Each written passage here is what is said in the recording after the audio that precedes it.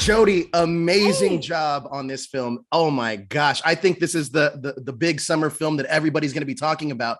And you effectively get to play in a character that has rom-com, an action star, a reluctant god, all at the same time. Can you talk to me about Millie and Molotov Girl?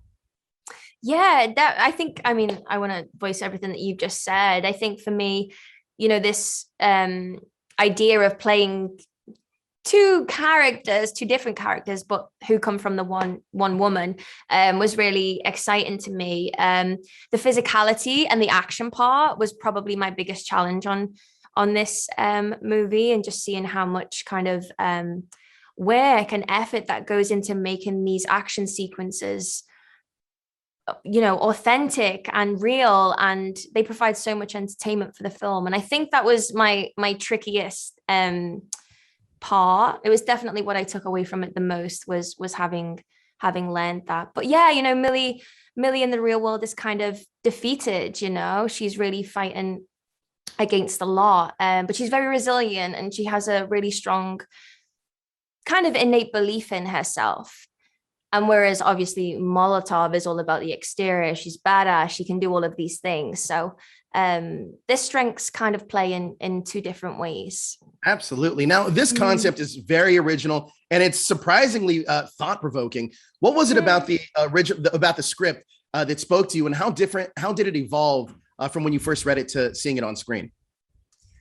I think you're right. I think, when I've seen, the film spoken about online, it's an action comedy, and you're right, it is so much more than that. And I think that's what's really surprising people when they're watching the film, is that it does have a lot of heart, and it has a very human story at the center of it. And it's very much about connection and finding our own agency within the world. And I felt that before.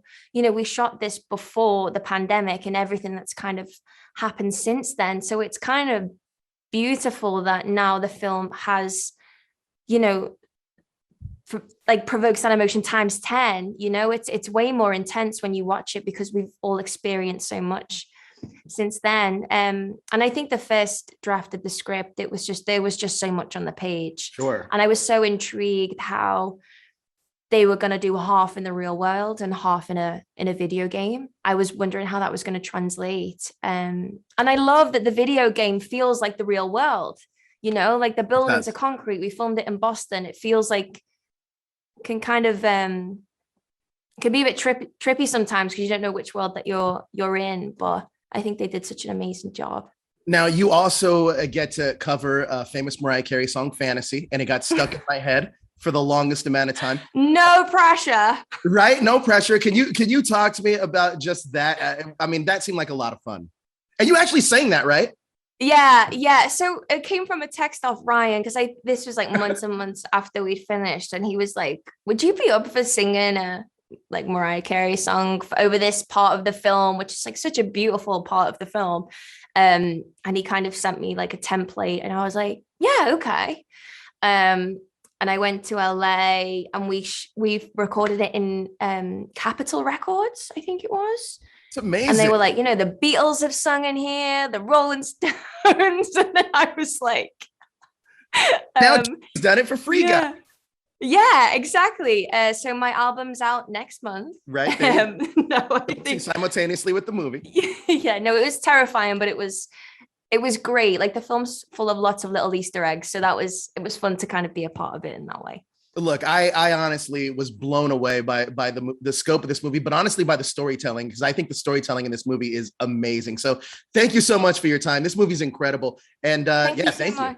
Of course. I'm so glad you enjoyed it. Thank you. Absolutely. Thank you. Take care.